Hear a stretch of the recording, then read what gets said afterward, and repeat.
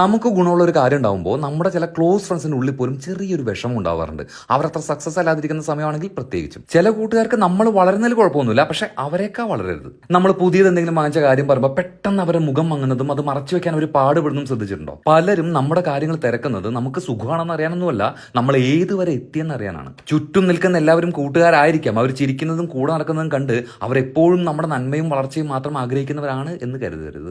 ഇപ്പൊ നാളെ ഒരു ഇന്റർവ്യൂ ഓഡിഷൻ ഉണ്ടെന്നൊക്കെ ഇവരോട് പറഞ്ഞാലേ ആണോ പോയി നന്നായി ചെയ്യൂ എന്നൊക്കെ ഇവർ നമ്മളോട് പറയുമെങ്കിലും ദൈവം ഇതെങ്ങാനും ഇവർ കിട്ടിക്കഴിഞ്ഞാൽ പിന്നെ ഇവന്റെ തകളിപ്പ് കാണണല്ലോ എന്നായിരിക്കും അവരുടെ ഉള്ളിൽ. എന്നാൽ പരമദരിദ്രാവസ്ഥയിലുള്ളവരെ, ഒരു തരത്തിലും ഇവർക്ക് എതിരാളികളാവില്ല എന്ന് ഉറപ്പുള്ളവരെ ഇവരിൽ ചിലർ സപ്പോർട്ട് ചെയ്യുന്നതും കാണാം കേട്ടോ. എല്ലാവരും ഇങ്ങനെയാണെന്നല്ല കേട്ടോ. നല്ല കോൺഫിഡൻസ് ഉള്ളവരെ, ഒരു കാര്യത്തെപ്പറ്റിയും ചിന്തിക്കാതെ നടക്കുന്നവരെ, അവനൊരു വണ്ടി വാങ്ങിയ നാളെ തൊട്ട് എനിക്കും വണ്ടിയായി, അവൾക്കൊരു ജോലി കിട്ടിയ ഇനി കടം മേടിക്കാൻ ഒരാളെ എന്നൊക്കെ ചിന്തിക്കുന്ന ഒരു കുഴപ്പമില്ലാത്ത നല്ല അടിപൊളി ടീംസ് കൂടെ ഉണ്ട്. ബട്ട് സ്റ്റിൽ നമുക്ക് ചുറ്റും നിൽക്കുന്ന എല്ലാവരും നമ്മൾ വളർന്നു കരുന്നവരല്ല. ചിരിച്ചുകൊണ്ട് വഴിമുടക്കുന്നവരുണ്ട്, ഉപദേശിച്ചുകൊണ്ട് വഴി തെറ്റിക്കുന്നവരുണ്ട്, ചർച്ച ചെയ്ത് ഡീമോട്ടിവേറ്റ് ചെയ്യുന്നവരും തമാശക്കെന്ന പോലെ കളിയാക്കിക്കൊണ്ട് നമ്മുടെ ഇൻഫീരിയോറിറ്റി കൂട്ടിത്തരുന്നവരുമുണ്ട്.